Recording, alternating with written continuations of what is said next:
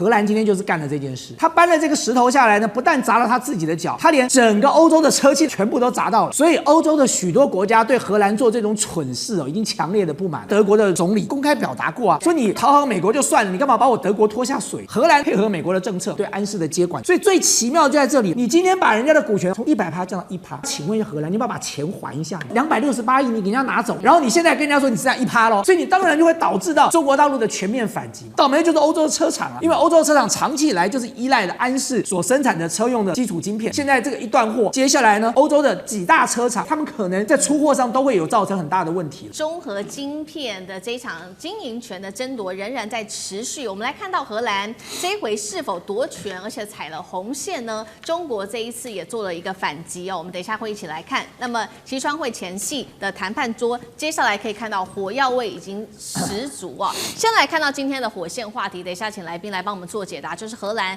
9月份突袭式的袭击，并且取得了安氏。那么这时候中国强硬的做了在晶片出口上面的封锁反击，到底荷兰这一场夺权是保住自己的国安，还是直接掠夺中国的技术呢？谁才是真正的幕后推手？等一下做解读。第二件事情，安氏之争会不会登上在这一次，也就是明天的西川会上面的谈判桌呢？川普真的会为盟友出头吗？还是他会反手把荷兰当作自己的筹码，一手谈一手打呢？第三件事情，欧洲车厂现在可担心了，因为没有晶片产线全面停摆，恐慌情绪蔓延，晶片战会不会扩张成全球供应链的浩劫？下一个中枪的不会只是欧盟而已，会不会还包括美国自己呢？今天这些议题我们都会一起的来做解答。这一场中核的安氏之争，我们看到全面开打外媒揭露了一个真相，本来荷兰不是说吗？当时他9月份去接管安氏，他的理由是说，因为他认为安氏管理不善，而且还有国安的疑虑。但是现在最新消息来自于外媒的报道，他说真正的导火线是荷兰他们看不下去，是中国制造踩到了欧洲的痛处。为什么这么说呢？因为他说安氏的前执行长张学正计划砍掉40%欧洲的人力，并且要关闭德国慕尼黑的研发中心，甚至把英国曼彻斯特厂的这个设计机密跟设备设定，他希望能够全部转回中国厂，引发了欧洲的恐慌。于是荷兰当时就动用了冷战时期的物资可用法，用国安的理由来强制接管了安氏，也逼退了中国大陆的这一些安氏的高层。节目一开始要来请教委员了，荷兰这一招接管安氏是真的国安议题，还是假掠夺战？委员怎么看？很显然的，荷兰是假借国安之名实行掠夺之实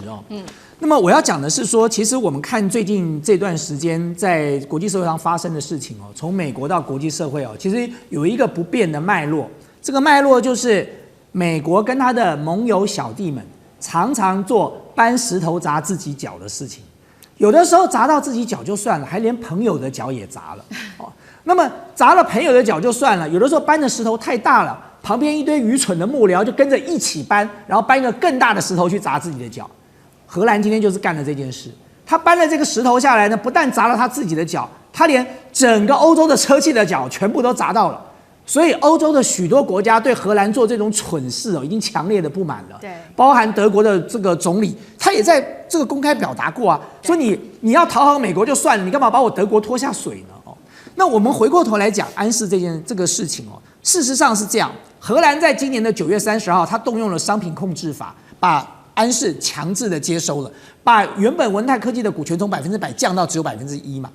那么其实在他宣布之前是9月29号，美国的工业安全局就已经宣布针对实体清单的出口限制要扩大文泰科技本来就在美国的这个实体清单之上，可它现在扩大成什么呢？就是你这些科技转投资只要超过50%的，都要一并出口管制。对，所以呢，这等于是美国再一次的用长臂管辖然后荷兰呢，一方面是自己有危机感，另外一方面是为了要讨好美国，配合美国的政策，然后就开始启动了对安氏的接管的动作。但是原本欧洲打的算盘是什么？安氏当时为什么要跟中国大陆的文泰结合？其实原本欧洲打的算盘是这样。他希望把晶片的设计跟高阶制造留在欧洲，把封装跟测试我送到中国，然后呢，借这样的一个模式打造欧洲自己的这个像车用晶片这些基础晶片的生产线。可是呢，这个没有想到的问题是啊，他自己在生产的过程中，你既然文泰科技掌握了你的安氏半导体100%，我要讲100%的股权哦，这是在多少？2017年的时候。安氏用268亿人民币卖给了文泰科技，文泰科技花了268亿买一家公司，买下来之后，难道他不需要经营这家公司吗？这家公司如果绩效不好，你难道不需要做裁员？你难道不需要做所谓的 relocation 吗？这任何一个经营公司的人都知道的。当你面临到这个人力成本过高，或者是技术有缺乏的时候，你会怎么做？你一定去找人力成本更低的地方，或者技术素质更好的地方来进行生产。而且讲得更直白一点，这家公司就已经人家买下来了，到底干你什么事啊？你既然敢卖给他的时候，就全部都卖给他了。我第一次还听到说，卖了一家公司之后，你还不能动这家公司的厂哦，你不能关这个厂，你不能把这个设备移走，你不能把这些技术拿走。这些技术难道不是登记在当时那268亿的资产里吗？否则人家花268亿买你什么？买你一个安氏的名字吗？所以最奇妙就在这里了。你今天把人家的股权从100%降到1%。那我要请问一下荷兰，你要不要把钱还一下呢？啊，那268亿你给人家拿走嘞，然后你现在跟人家说你只剩1%咯，所以你当然就会导致到中国大陆的全面反击嘛。全面反击倒霉的是谁？倒霉的就是欧洲的车厂啊，因为欧洲的车厂长期以来就是依赖了安氏所生产的车用的这个基础晶片，现在这个一断货，接下来呢，欧洲的几大车厂像 BMW、像 Benz， 他们可能在出货上都会有造成很大的问题了。对，就如委员所带我们看到的，所以现在其实倒霉的就是欧洲的车厂，因为中国大陆当然早就已经祭出反制了，针对荷兰的这一系列的动作。我们看到原本的这个安氏它的运作模式就是确实是在欧洲做研发，然后如委员帮我们提到的，中国完成制造，那大概70%啊，封装测试等等都是在大陆做的。那大陆做完之后再出口到欧洲国家，但是等于说大陆现在把它一刀砍断了。那目前为止，其实截至目前，过去一直运作的方式就是说，主要的这些前段都会在英国、荷兰跟德国这些地方来做研发等等，那总部会设在荷兰，然后后段的部分则是在亚洲进行，不管是在中国或在菲律宾跟马来西亚等等。但是大陆现在等于是把这一切后段都卡死，让它无法出口到欧洲国家去这些晶片，那么影响的就是确实欧洲的车厂之外，还有日韩的车厂。欧洲的车厂现在福斯已经出来说了，晶片库存啊，我们只能再撑下3周而且宝马跟宾士的产线现在也都陷入在瘫痪之中了。另外，他们还要担心的是，现在中国市场根据欧洲的说法，冒出了一堆是安氏相容的零件供应商，但是欧美厂商仍然是不敢买的，原因是安氏已经警告了中国厂的产品我们不会给你保固，也就是说你买的这些零件坏了也不会有人帮你做处理跟维修等等。现在的关键要来看了，西川会有没有可能安氏这个议题上谈判桌来化解中核的危机？卞老师怎么看？这个我先强调一下哈，这个荷兰干了一件蠢事啊，但这个蠢事的话呢是有连锁效应的。所以我这边得到的题目是说，这个北京封锁这个出口，这个生产这个封装的地方是在东莞啊。那么这里头的话呢，就是最重要的，北京是叫做杀鸡儆猴了啊，因为荷兰呢自己以为啊，替美国当小老弟啊，这个 say 喊的就是先敢对对方的老大开枪啊。荷兰自己以为自己很厉害，然后美国很高兴啊，什么关税的问题。但实际上的话呢，荷兰有一个想法错误了。第一个错误的话呢，就是呢，他把这个1000多奈米的芯片当成稀土来搞啊，这个是没有用的啊，这个是非常，就因为它生产了非常多嘛，上千亿片啊，封装的上千亿片，他把它搞的，他以为这个是独一无二，他就搞了这个方法，搞了一个什么暂时的法律，1953年的什么的就勉强，美国也不高兴，那大陆的话一看以后，9月30号登了，4天后10月4号，大陆马上讲不准东莞封装的任何一个安氏的芯片出口啊。那么这个要大家了解，这个荷兰就是搞不清楚这个状况。然后第二点的话呢，荷兰呢说谎啊，官员呢为什么官员呢出来说谎呢？因为他们现在已经倒戈了，那个马上下台的那个部长啊，就在那边讲啊，这不是我们搞的，我们没有按照美国的讲法来做，想要混过这段时间。可是底下要接上去的人会是个大麻烦的，中荷之间大麻烦，就不让他搞。那大陆基于要杀鸡儆猴，什么杀什么鸡，要惊什么猴呢？就说很多美国的小弟想要耍荷兰这一套啊，就现在非常严重。这基本上的话呢，因为你当初要的钱啊，加起来是280几亿，当时购的价格，整个航母起来，航母让它超过300亿的人民币啊，人家买你什么？人家是最主要，原来是说你总公司啊，因为大陆在买东西，就像是那个吉利买了那个 Volvo 一样啊，那个总公司都放在斯托哥尔摩啊，是造成一种感觉上是个洋公司好看，当初是这样子构想的。那你现在的话呢，就是荷兰的总公司还真的摆起谱来，想要当真的一样，那根本就理都没有理你，你75%以上的芯片都是在东莞做的，他根本就不让你出口，不让出口，你下就断供了，断供以后就没了。然后最重要的是，荷兰当初的条件就是你把那个张学正那个 CEO 给我换掉啊，那个文泰当中的话，大陆要了解啊，只要中国的企业受到欺负，那政府一定会出手啊，那不准出口，那就政府出手啊，对不对？你逼到最后的关头，现在这里头的话呢，一个非常重要的情况下，就是说，你现在荷兰搞这事情，对不对？一巴掌耍掉你半个脸了啊！从此以后看你还敢不敢动？现在好了，同意了，认怂了，啊，安置出口啊。用人民币计价啊，然后维持这个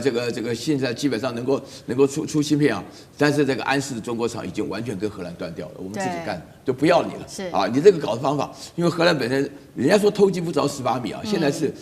偷鸡不着的话呢，连自己所有的工具都不见了啊，以后再也没有工具了，所以就这个麻烦。好，那干哥呢？干哥又怎么看？其实我跟你讲哈，那荷兰为什么会搞这个飞机啊？我们真的。你援引了1952年冷战时期的商品供应法，对不对？你认为有国安疑虑，我一直在思考，它主要出口的是汽车晶片，它跟国安有很大的关系吗？这可能就是我比较不懂的地方。为什么？因为它不是飞机的高阶晶片，或是飞弹的高阶晶片。如果它是这些，就是说这些科技产品的话，那你当然安视它有很大的国安疑虑。它如果不是那么先进的晶片的话，那为什么政府会发动这样的制裁？会就等于是说，我现在就开始监管你这家公司了。可是问题是，它现在所影响的都是宾士啊、BMW 啊、福斯啊。福斯的库存晶片只剩下3个礼拜了。他说：“我跟你讲，只剩下3个礼拜。3个礼拜一到，我是一部车我也做不出来。那政府你要怎么办？你要怎么帮我们？就算福斯是德国车。”现在德国自己本身的沃尔夫斯堡，他说我们已经快做不出来了啦。而且我们沃尔夫斯堡就是做国民车，什么国民车叫高尔夫是什么？大众汽车生产的。那在那个欧洲销售的非常好，为什么？它是主流，它是欧洲人主要拿来代步用的大众的一个品牌。那所以这部车是销售的非常好。现在你像东莞的这个安氏的厂，他们现在封测，我跟你讲，他们那80%的货都是从东莞的厂出去的，现在完全不能出去，你怎么办呢？那你说到底会不会影响美国？好，我们现在这样来讲好了，三大封测厂是在哪里？你看意法半导体在哪里？在深圳的福田，英飞凌在马来西亚，那安森美是在菲律宾，那为什么？都在海外，大家想一个问题，简单嘛，成本便宜，就是说人工低嘛，人工低他们才会设在海外。就大家看到我们那个图上面，为什么会分别在马来西亚、菲律宾啊，还有那个深圳，就是因为它的人工，因为什么知道？欧洲完全没有封测厂啊，它只有什么？它只有晶圆厂。那封测这种事情是最后端、最尾端，但是需要很多人力，所以交给了成本比较低的亚洲厂，这样子连成一体的话，你的企业才有利可图嘛。所以是这样。结果现在你现在踩到自己的脚了。荷兰政府，你现在这个厂在东莞，它现在不出货，造成了在欧洲本土的前3大车厂BMW、Benz 还有福斯都没有办法出货。那我今天讲一句实在话，很快的危机就会到来了。那你荷兰现在怎么办呢？你要像那个委员讲的，把那个股权再还给安氏吗？我告诉你，中国大陆没有这么容易低头的。这件事情，我觉得你们私底下，荷兰政府一定要跟北京好好的谈。不然汽车产业马上就面临很寒冷的冬天了。中美之间的晶片战，首先我们今天会先来关心的是中国在7奈米上面的突破，能否不靠 EUV 也不靠荷兰的技术呢？等一下会做关心。另外一件事情，等一下持续来关心是中荷之间的安氏半导体的经营权之争，现在烧到整个供应链，不只是欧洲车企、日企，还有韩国的这些车企受到影响，包括了现在已经烧到全球供应链，像是在航空领域。等等，等一下都会一起来做关注。今天的3个火线话题，我们先来关心的是北京大学攻破的显影光刻技术7奈米突围成功，代表大陆不用靠 EUV 了吗？就能够撕开美国的封锁线吗？第二件事情是荷兰硬夺下的安氏半导体，但是中国大陆反手断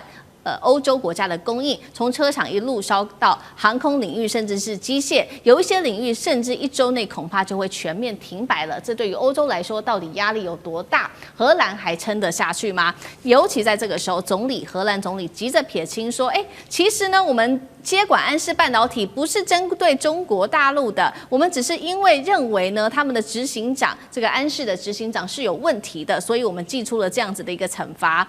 到底是公司治理有问题，还是因为美国压力，所以他们得持续的来做这样子的一个动作？川习会能够救得了这一场安氏半导体的危机吗？等一下我们都会一起的来做关注。刚刚讲了，中国现在有一个最新的技术，确实震撼全球，因为这个又上了《自然》杂志，就是北京大学这一回联手产业研发出的这个是新型的显影光刻技术，只溶解光刻胶曝光区域，就能够精准将这个转移的电路图案到细片上面，正式跨入7奈米，甚至是更先进的制程。这是怎么样的技术就能够突破美国的晶片封锁战吗？委员怎么看？这个报道可能跟事实不太符合哈，我跟大家解释一下。我们在做半导体晶圆呢，第一个在晶圆上先要涂胶，涂的就是光刻胶。然后再来要做什么？要曝光，就是光刻机的曝光扫描。那第3个就是把它丢到显影液里面去显影，然后显影就会去掉了光刻胶不需要的部分。那最后呢，再数刻，把它在上面去刻出线路来，大概经过几个手续，每一道手续都可能会有一点点不良率，然后每一道手续累积下来，就整个产品的不良率就构成你在半导体制造的成败。那我们来看一看，这个并跟光刻机无关，这个是跟显影有关，所以它名字叫做光刻显影，因为它用一个特殊的技术去发现到说，原来光刻机做曝光完了以后，在显影的过程里面，因为光刻胶会有残留，原来假设说光刻胶会平均散在显影液里面，它都不是。会在特殊状况的时候，它那个光刻胶的胶分子会乱粘，就造成你图案本身线路图本身产生缺陷。所以用它所提供的方法，在7奈米的制程里面，可以把这个显影过程里面的光刻胶的残留造成的不良率下降99%。那这个当然是一个提升良率的一个方法。对然后再送去数科的话，会做出更好的。有良成品但这个不要把它看成是光刻机，跟前面的制程是没有关系的但是这个对于全世界制造7奈米的一些半导体厂，那可能都要花钱跟他买这方面的专利技术了不管台湾的台积电或美国的有一个买，但这个是等于是中国大陆在这个做这种半导体上面一个技术上的进步，因为它本来它的曝光用的光刻机技术就没有很到位。那如果说不良率蛮高的话，可以在这个显影的过程里面降低它的不良率，来去之间相互补偿，就可能会使中国大陆的半导体制造更往前进一步。是好，这个技术可以提升中国大陆在晶片上面的良率是大幅的提升。那另外一方面，同样也是晶片战，我们要持续来关心的是中荷之间针对安氏半导体的这个经营权之争中国在荷兰强制接管了安氏半导体之后，大家知道吗？中国厂是立刻断供晶片出口到欧洲国家。那首先是车厂的部分，受到了很严重的重击，不管是欧洲、日本或者是南韩的车厂。那我们大概看到这几个品牌，福斯 B&W 到 Benz， 甚至是南韩的这一些现代、起亚、大众，更是直接被迫停产现在其实呢，来自于德国的媒体，他们非常的忧心做了一个报道。他说，其实这样子的一个断供是2021年疫情之后的第2次的断供的危机，而且这一次恐怕在1周就会做全面的爆发了。德国商报现在更担心的事情是，不只是车厂受到影响，包括了航空业跟医疗、国防在欧洲都会全面的引爆，尤其是供应链的公司，我们要来看到它怎么做分析。他说，光是欧洲的航空跟国防企业全部都是用安氏的晶片，机械工程领域高达95%，医疗领域更是高达了86%，代表说这3个重要的产业，刚刚提到的汽车、航空到机械，1周内恐怕面临停摆问题吗？杨老师怎么看？已经停摆1个厂了。大众汽车在德国专门做德国最畅销的就是高尔夫，那个 Golf 小车子，在这个礼拜已经停产，就停工了。那接下来大概平均可能20天，因为它有一些库存。那最快的话呢，就是大概如果它做调整，2个月之内就完全没有，所以可能就是20天之后陆续，不只是大众啊，你说 BMW、宾士啊。日本啊、韩国的这些汽车厂，在欧洲的汽车厂大概都没有了。为什么？因为安氏半导体主要是提供给他们了，然后安氏半导体里面70%的封装其实就是在中国大陆，然后有多少每年800亿颗，800亿颗半导体，然后每一个汽车里面，如果是燃油车至少用500颗，如果是电动车用到1000颗。如果是智慧型的这个车辆，可能用到2000到5000颗一台车子，所以你就可以想象这些车子里面它需要用到这么多，而它绝大部分都是依照安氏半导体。好，那现在你说这个就是美国对它的制裁，然后到了9月份的时候就延伸制裁你海外的子公司，如果超过50%的股份也会在制裁的范围之内。那德国就荷兰就出手了，对，那真的是很糟糕。他不知道这个冲击会这么大，对，他出手之后呢，中国就反制，在中国的70%的封装不准出口。那这个时候，所有的用安氏半导体的这个各个国家的汽车厂，尤其在欧洲的，就会碰到停产。那 Golf 已经就是停工了。来不及在就是别的地方来补呢？这个来不及，因为这个量太大。那另外再做一个封装厂，那绝对这个缓不济急。而且要经过很多的这个验证，所以现在就变成一个你必须要立刻解决这个问题。我觉得大家现在都在看接下来川习会去怎么处理。因为问题还是出在美国啦。对。所以如果美国这边放手的话，那当然荷兰这边就会停下来。就跟孟晚舟事件一模一样。那甚至我们在讲，它比孟晚舟更夸张的是，它有点像是把就是中国在荷兰的安氏半导体把它给国有化，就让我想到50年代的时候，那个埃及把苏伊士运河国有化，当时埃及还是说得过去啊，本来就是在这个埃及的领土范围里面，但是你这个东西是被人家几百亿，当初超过300亿美元把它买下来的一个，那做一个不是太先进，但是大家都需要的，那你就看所有的这些德国的晶圆制造厂在法国有叫法意。还有呢，就德国的英飞凌，还有一个叫做安森美，他们其实都把制造厂这种就是说成熟智能制造厂放在欧洲，但是呢，封装厂通通都放在亚洲，像是这个英飞凌是放在马来西亚，然后呢，安森美是放在菲律宾，那意法半导体的封装厂就在深圳，是，那安氏呢也是在，因为它本来就跟文泰是做一个就是这个结合的关系，所以你现在。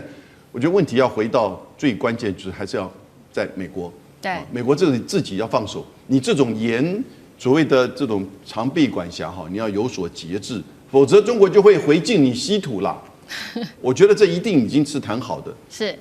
这贝森特子还讲出来而已。是，好，我们就看看它后面的发展。对，我们现在就是要关注的就是习川会有没有可能透过政治外交的智慧来化解这一场在产业经济上面安氏半导体的危机。那其实在这个危机还没有解除之前，确实现在不管是荷兰的经济大臣或者是这个欧盟的官员都非常的紧张，他们一直不断的打电话给中国。那接电话的人呢是中国的商务部长王文涛。那他们谈什么呢？就说是不是能够帮忙解决一下安氏半导体的危机之外，还恳求是不是放宽这个稀土的出口，这是2件不一样的事情。那欧洲内部现在也都在反咬荷兰啊，认为说啊，你们这样子造成我们很多的困扰。他说荷兰你们就是挑起火线的人。那荷兰的总理他也在这个时候说，他在布鲁塞尔参加欧盟的峰会，告诉媒体说，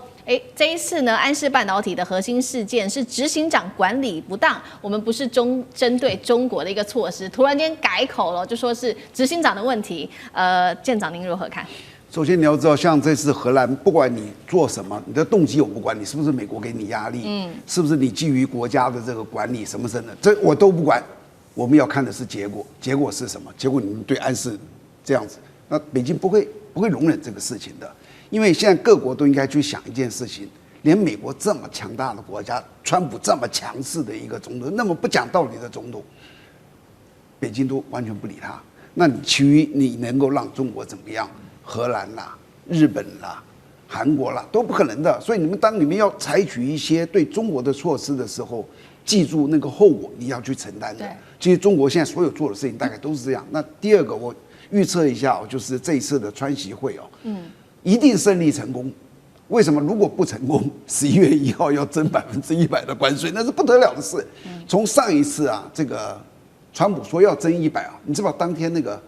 加密货币的那个。有16万户被平仓，所谓平仓就是融资断头，当场损失了190亿美金，这是被断头的平仓整个加密货币的那个损失是9000亿美金，就因为那个100%的关税，然后第二天说可能是11月1号，不是那么快，还不一定，哇，立刻又涨回去，昨天才传出说我们这一次可能100%关税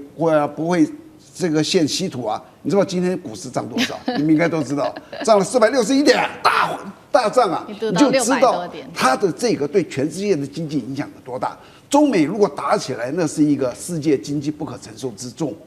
所以双方的当事人都知道，我们不能够让它崩掉。那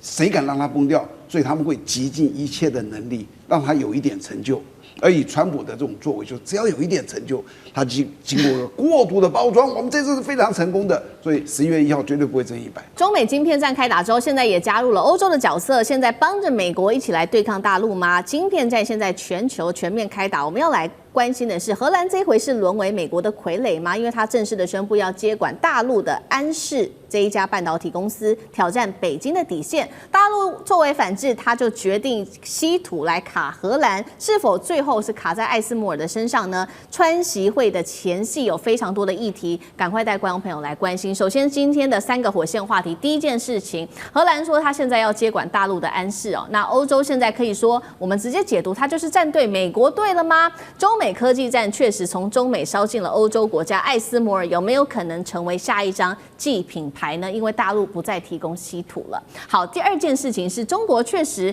针对荷兰也有所反制了，祭出了2招，第一招就是直接让这个安氏它在中国大陆的厂商呢是直接限制它的这个半导体的出口，另外也用稀土来卡喉，直接导致的欧美的车厂不管是福斯、B&W 或宾士，他们现在都非常的紧张，恐怕会有断链的危机了。这是第2点。第3点，川习会前夕，我们刚刚讲的这个川普在打晶片战之外，还把台湾给拉入了。他说台湾是中国眼中的苹果，台湾会不会接下来也成为川普这一场关税战的重要筹码呢？好，我们来赶快关心的是最新消息，荷兰政府在9月底是正式的呢，说以国家安全风险为理由，强制的直接接管了中国文泰科技旗下的这个安氏半导体。今天就是要来关心这一间公司并且冻结了安氏半导体旗下全球30个的实体资产，并暂时暂停中国籍的执行长的职务。中国大陆听到这个消息之后，非常的愤怒直接回击，他说痛批你荷兰政府现在直接是把经济给政治化了吧。警告你这样子做，其实直接会影响的就是全球的供应链。那荷兰怎么说呢？因为他们认为说，是不是在美国在背后搞鬼，在背后施压荷兰？结果荷兰是站出来否认，但是他说是没有受到美国的施压的。但是来自于大陆南华早报的最新揭露，他说美国曾经以不列入实体清单为交换条件，要求荷兰去撤换中方的高层。所以这有没有美国的介入呢？仍然是打上一个大大问号的。我们来看安氏怎么发布他的公开信给中国分公司的员工，他说，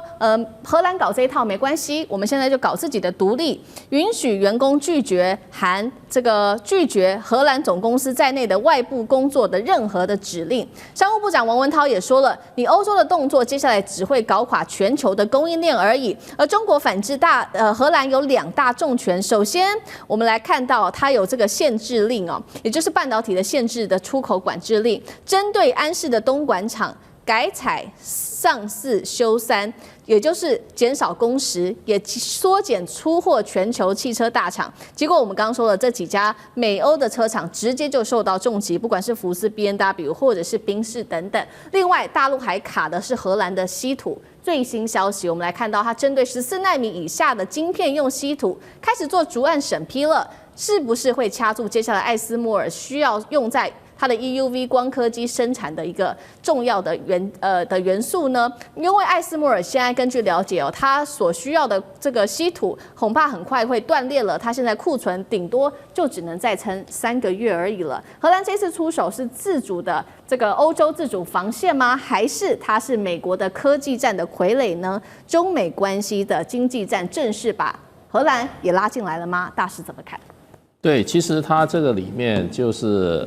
这个等于说是欧洲国家，尤其是这个荷兰哈，它是追随美国啊，把任何的这些海外投资或者海外市场纳入所谓的安全审核的这个范畴里面。那荷兰事实上的话，大概差不多3年前就通过了一个法令，这个法令啊，事实上就变成就是说任何的并购啊，所谓的并购或者投资案的安全审查法。那这个法它通过以后，它可以回溯，因为事实上当时安氏的母公司也是中国的文泰电子啊，它2019年的时候哈，它花了巨资把那个时候经营不善的这个一个哈，它这个也是一个欧洲的这个应该好像是易泰吧，就是说就是一个晶片公司啊，把它收购了，它收购所占的股权达到79%，是，那就等于说完全控制我这个公司。那把这个公司在差不多4、5年的营运下来，转亏为盈，然后呢，业务蒸日上。欧洲的很多大厂，这个福斯汽车、B&W、Vans 都是它的客户，它做的产品主要是车用晶片。那这个车用晶片，说实话，它没有一个晶片是100奈米以下的，都是100奈米、200奈米的，所以它没有什么高科技技术含量，说穿了，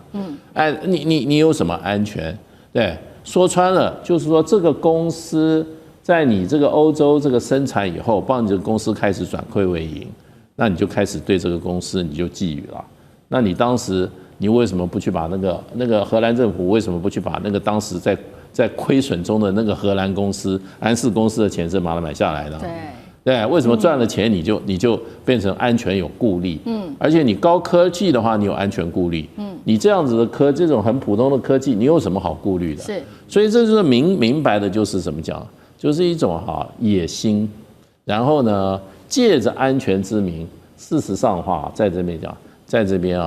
掠夺别人的财产。那不过中国他们当时没搞清楚，这个安氏的这个欧洲厂的所有的产品，大部分要送到中国大陆去，怎么送回中国大陆进行封装？对，你的原产品你不封装是没有用的。对，中国大陆很简单，所有对安氏的这种输出全部停止，让你的安氏你就没有产品可卖了。那这一招就逼着荷兰现在好像昨天荷兰的经济部长跟这个中国大陆的这个商务部长已经通电话了。那这个怎么会解决呢？我觉得就变成说除了政治还有商务的解决，因为现在 B&W 福斯公司也开始在抗议了，说你荷兰在搞什么鬼啊？对，所以我觉得这个荷兰这个民族就是太贪心了。然后这个强盗本性不改。好，来干哥又怎么看？大使讲的完全很正确，为什么你知道吗？你知道，就说安氏他做的这些，你知道他主要是什么？就说电动窗方向盘这些开关，这些科技你认为是也蛮高端的，对。但是它在真正的跟国防科技比的话，它更不算不上什么。对100奈米以上的这种东西，然后不行，为什么？因为我们荷兰政府发现，你这可能跟中国有莫大的关系，因为你被中国收买了，所以你跟中国有莫大关系。这什么神逻辑？本来就是这样。我现在是中国帮你把这个公司收买，就是说收购之后，现在这一家公司它是专门做什么？它专门做电子控制元件的，车上的嘛。那现在已经转亏为盈，然后全球70%的供应都靠它。但是要从哪里出货呢？要从东莞的安氏的厂出货，再出货到欧洲去的，是这样的。总公司是远在荷兰这边，对不对？那你知道现在出现什么笑话吗？我讲给你听。在东莞的总公司现在出了个问题，货架上的货不能再摆上去了，要拿那个大纸箱包起来装起来。然后呢，因为后面的货一直做出来，然后那个有从温州坐了1000多公里那个高铁跑到东莞去，我在现场买可以吧？不行，现场不出货，为什么？你去问我们领导啊，不卖就是不卖，为什么？中国说好了，你现在制裁我在这个荷兰阿姆斯特丹的总公司是。那全球的汽车工业通通不要拿到货了，啊，你这些，因为安氏它是全球的这个，就是说最终的汽车晶圆的封装厂，要从我们东莞的厂出去的，对，啊，有商人坐了1000多公里，然后到了现场，看到他们说奇怪，不是有货吗？卖给我们呢？不卖，不卖就是不卖，不管你是 BMW， 或者你是福斯，或者你是法拉利都要用这种。都要用他们的东西，现在不卖你就是不卖你，不卖你怎么办呢？东西积那么多，然后不卖，那就是我们国家的政策啊。我们可以不卖吧，我们可以囤吧，然后就是不卖。然后呢，不行，牵涉到另外一个问题，4000多人的工厂啊，你现在都不卖，工人还在生产啊，怎么办？哎，国家补贴，上4休3，上4天班休3天，扣你1/5的薪水。同不同意？一问，26万人，就是我刚才讲4000人，对不对？他们进行全省工商普查，26万人有17万人同意，接近2/3同意，就是说我愿意少拿1/5的薪水，我1个礼拜上4天班，然后3天要休假，因为这朝向美国的那种制度前进的。是，这是中国他在这个就是说巨变之下，他所想出来一个方法，而且这样。可以使他的那个真的失业率不要攀升那么高。中国有的是方法解决，所以我今天讲一句实在话，荷兰政府你真的太莽撞了，你没有把事情想清楚你就干了。结果你现在看看，抗议你的是你周遭的荷兰周遭的这些欧洲大车厂，你想想看，他们的影响力会输给你荷兰政府吗？这是商业啊，这是竞争啊，回到现实面来吧。对，这一次的晶片战，荷兰可以说几乎就是配合美国搞这一出哦。但是最后我们看到最受伤的还是美欧自己的车厂。另一方面，我们来看到除了这个荷兰配合美国之外，美国自己跟中国又持续的打这一场贸易战，而且现在台湾的晶片也会成为他们的一个关键筹码吗？我们来看到最新消息是，川普他接受福斯新闻的最新专访，他也高调的宣称了说，对于这些晶片跟药品寄出高关税的供应链正在快速的回流到美国，他非常的得意哦。他还说呢，台湾的晶片业者已经为我们美国带来了高达20兆美元的经济奇迹。他说台湾是中国眼中的苹果，强调不认为北京会犯台，并且预告月底就会跟习近平来面谈台湾的议题了。就在此刻，我们来看到北京方面也做了一个回应。第一个回应是台湾问题是中国人的事，第二个回应，前美驻中国大使警告台湾是红线，是不可能让步的。舰长怎么看？台湾成为筹码了吗？首先我要说，这个川普讲的任何话都很夸大、天马行空的，什么带来20兆的奇迹，你仔细去听，多久时间带来？未来50年吗？还是明年呢？都随他讲，对吧？所以他讲这些东西什么这些苹果，真的我都听不懂他在说什么东西。但是有一个东西，我觉得台湾真的要开始担心的，台湾被逼的走向了选边的陷阱，真的被逼的走向陷阱。第一个，你现在看我们台积电过去嘛，那个钱看得到，1个厂2个厂在加，后来又说要50-50才能够免税，意思就是说，在美国生产的晶片跟在国外生产的晶片，台积电生产的要各占50%。你说台积电在外面这些国家大概有18个厂，在那里现在只有2个厂，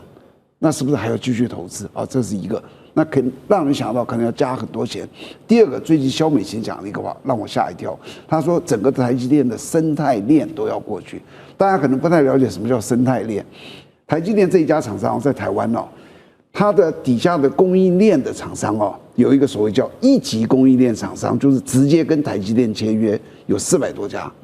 然后还有一个2级供应链厂商，就是跟这400多家签约的，这样子支援这个台积电的有2000多家。如果萧美琴说这个整个供应链要过去，是不是底下相关的？我不敢说全部，对，可能要去很多。你只要去想，第一个，晶片要50%都要投入，生态链要过去。能不能政府告诉我们总共大概要投多少钱？当你这个钱多到一个程度的时候，你知道你不能倒那就是叫做一个叫做选边的陷阱，你不断的在加入，我不能走，我抽手，我这些东西就都没了。所以有一天他那里要是亏钱，我要再继续加下去，这就是把台湾逼到了这里。那为什么会逼到这样子？我想最重要的原因就是因为我们抗中，一心一意抗中。因为你这样抗中，所以你的安全要靠谁？要靠美国。美国就用这个安全来逼你。其实把自己的安全交到别人的手上是最悲哀的事。其实政府的解方其实就是4个字：和中亲美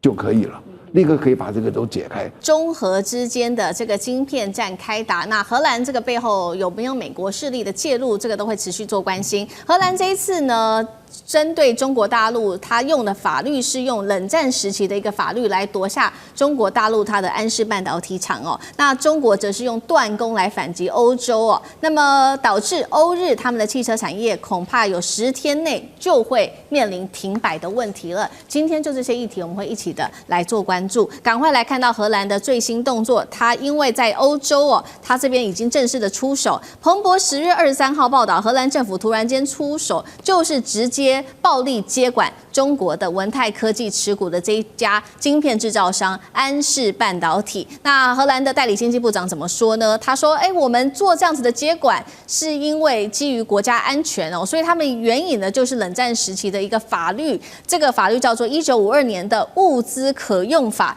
直接来接管，并且罢免掉了安氏半导体的这个中国籍的执行长，他是张学正。好，他并且也警告说，警告这些中国客户说，而且我们做了接管之后，还会不保证中国子公司的产品的品质就会是好的。安氏半导体现在是怎么做运转的？带观众朋友稍微了解一下，主要是在欧洲这边做研发之后，就会送到中国厂这边去做这个晶片的封装。那根据了解，现在全球由中国工厂负责的全球70%的产品都是在中国厂这边来做封装的。一旦你的晶片在中国这边封装好之后，才会出口到欧洲国家去。那针对这一件荷兰的这个动作，北京立刻是祭出了反制措施。他怎么做呢？就是把中国厂跟荷兰的厂呢，它直接独立做一个经营，恢复的分公司的中国厂就直接只供中国自己的半导体做使用，也就是说不出口给欧洲国家做使用了，并且呢，所有的销售，所有的这个交易方式都是使用人民币来做结算的，会造成什么样子的后果？就是欧洲现在已经说了，主要的汽车的供应商跟零件商1周内就会面临到晶片断货的问题，而且10天到20天之内就会扩及到整个汽车产业。现在初步了解，包括了 Benz、BMW 或者是丰田等日系车厂都会受到影响。那么大众汽车也说呢，他们随时都会面临停产的问题。中国商务部长王文涛也说，荷兰的举动已经严重影响到全球供应链的稳定性了。除了说这些欧洲车厂会受到影响，包括德国，他们拿不到这一些很重要的晶片，他们也会受到影响。那进一步，中国它还祭出了这个稀土的管制，也会重挫艾斯摩尔取得稀土制作它的 EUV 光刻机。节目一开始请教厉将军怎么看了？安氏的中国厂号称只负责封装，为什么现在看起来中国先恢复供货，但是欧洲陷入在供应链的危机？这这个经营权之争，到底谁会先撑不住？李将军，安氏半导体它其实它不是什么高科技的半导体了你甚至于它连成熟晶片28奈米都谈不上，它甚至于是2000奈米以上的做这种晶片。那主要是做这个汽车车用的晶片，每一辆汽车这可能要上千片，它这种晶片不管你去感测到，譬如说是自动驾驶或者是说感应到这个行车之间保持车距等等，都要用到这相关的晶片才可以。那安氏半导体本来是荷兰的一家公司，由于它经营不善，都已经快倒了。那文泰科技，中国文泰科技就入股把它买下来，在文泰科技的这种经营之下，它转亏为盈。那当然我买下来的话，这个CEO 执行长当然由我中国来派。但是没想到荷兰政府借着说国家安全，冷战的时候这个物资可用法是配合美国，讲明了就是配合美国，然后硬是说是将他的中国的股权只降到只有1%，另外99%为他国有，甚至于冻结中国在这个安氏半导体的所有的这种表决权等等都把你冻结了，等于说是讲明了就是荷兰政府把这个安氏半导体抢去了，跟个抢匪一样抢去。好，那你抢去以后，你知道就是这个安氏半导体这个招牌是挂在荷兰但是工厂是在中国东莞你研发是在荷兰，但是生产都在中国。那你既然这样子出手这么恶劣的抢夺我，那中国很简单嘛，我就是不准你出口嘛，因为工厂在我这边，我货就不准你出口。但是没想到这个荷兰政府也用了一招他说，那你既然不让我出口，我就不发给你薪水他认为不发薪水给中国的这些员工，他们就没有薪水。那中国没关系啊，那我就把这个东西拿出来，我自己来卖。那你不准我不会卖到你欧美这些国家去。我中国自己也有汽车产业中国也有很多的电动车，干嘛？我就供给中国的厂商，国内自己厂商来使用。我一样有钱可以收入，我一样有这个钱可以付给我东莞的这些员工，而且我卖给我自己中国的汽车产业来讲的话，它还可以说什么？就是用人民币来交易，就避开美元。所以我觉得这一场这个中荷之间这一场这个有关于安氏半导体的这种争论，最后的结局应该可以看得出来，最后荷兰必须要软下去，因为你事实上也没有意义嘛，你只是配合美国在做这个动作，做这个傻动作，等于自己在挥刀自宫，你知道吧？你是断了自己的生路。所以后续来讲，我觉得中国因为有足够硬的底气。所以在这场这个争夺大战之中，应该是中国占到上风，而且会获得最后的话语权，也获得最后的赢家。好，这个荷兰这次接管安氏半导体，有人外界看起来就像是好像荷兰就是直接用抢夺的方法。当然，荷兰是说，我们用的是有根据法律依据的就是冷战时期的这个法律来接管企业，并且开除中方的主管。他说这样子是为了保护国家安全，到底有没有正当性？汉庭怎么看？还是政治接管？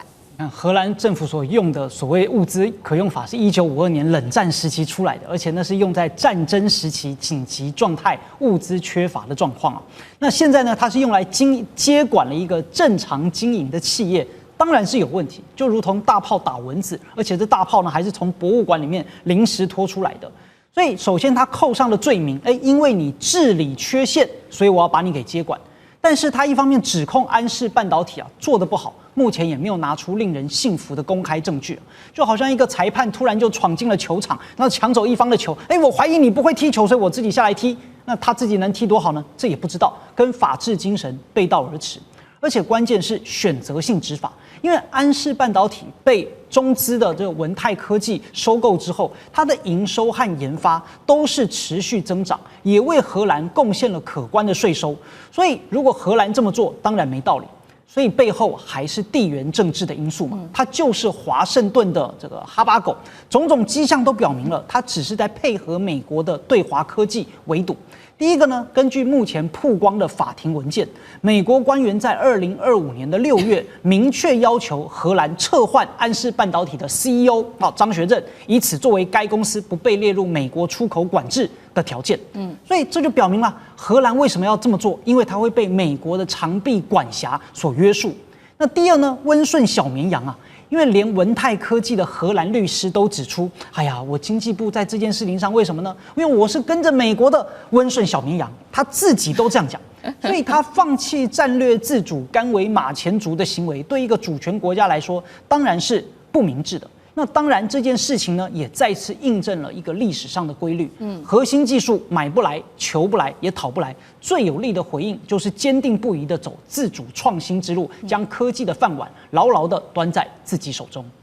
那张将军又怎么看？那荷兰应该是也是面临在政治上面临美国的压力，他们好像也没办法。张将军怎么看？我认为到最后会采取妥协，因为什么？因为这个安氏半导体，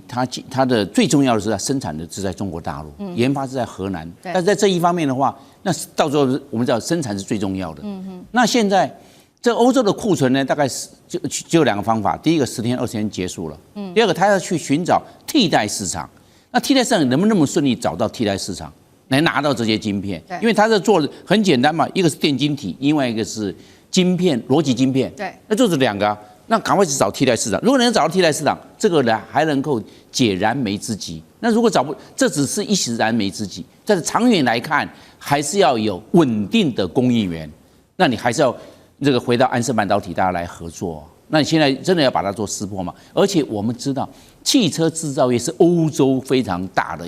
一个制造商，所以这些晶片它一定需要这个，它量一定需求量非常大。你要找，就算是它要找到替代来源，但是也问题是相对有限，能够找到多少，能够替代多少比例，这是个问题。所以我认为，要真正的荷兰真的要解决这个问题的话，势必要找到一个折冲的方案，就是我认为是一个妥协的考量，替代市场只能解一时的问题，妥协的方案才能够赢得双赢。所以站在地缘经济的角度来看的话，目前最佳的方案还是走向妥协。好，杨老师呢？这个其实是在去年11月的时候，文泰科技就被美国的商务部制裁，但当时并没有制裁这个就是安氏半导体，因为这是在荷兰。属于文泰科技的子公司，虽然是100%的持有，那结果到了今年9月的时候呢，你就看到美国的商务部就把中国大陆被制裁的海外企业，如果拥有50%以上的股份，就要延伸制裁，这个东西就严重了。所以后来你就看到11月9号，中国大陆针对稀土就有一个0.1%的所谓的延伸管制，那这就针对美国的这个做法，那美国就想要找个案例来做了，就要求就对荷兰施压，针对这个安氏半导体。那安氏半导体其实它的影响的层面，你就大概会影响到一些出货的这个速度，你要找到替代并不是不容易。但是呢，它会影响到这个企业，文泰企业其实事实上是民工就是说各半的可是呢，它就好像是当初在1950年代，埃及把苏伊士运河给拿回来国有化，然后呢，英国就开始对埃及进行攻击，就叫做苏伊士运河事件，这不是很像吗？也就是自己这个，而且当时苏伊士运河本身虽然长久以来是英国、法国在经营，但是事实上老早已经在人家埃及的领土的范围之内。那现在是你经营不善，我进去把它买来，把它做好，而且对你的企业、对你的就业、对你的这个收入都有帮助。结果你把它就像一句话给拿回去，我饼就被你抢走了。那但不幸的是，制造在我这边，封装在我这边，那我就自己做，然后影响到是其他欧洲的这些汽车的供应商是可以找到替代，但是呢会到达，就算问题解决，也会影响到这个文泰这个科技。那我是觉得他们就在等待什么？等待川习会，因为川习会现在尤其是费森特跟就是何立峰正在马来西亚要准备开会。这个所谓安氏半导体根本不是中国和荷兰的问题，是中国跟美国的问题。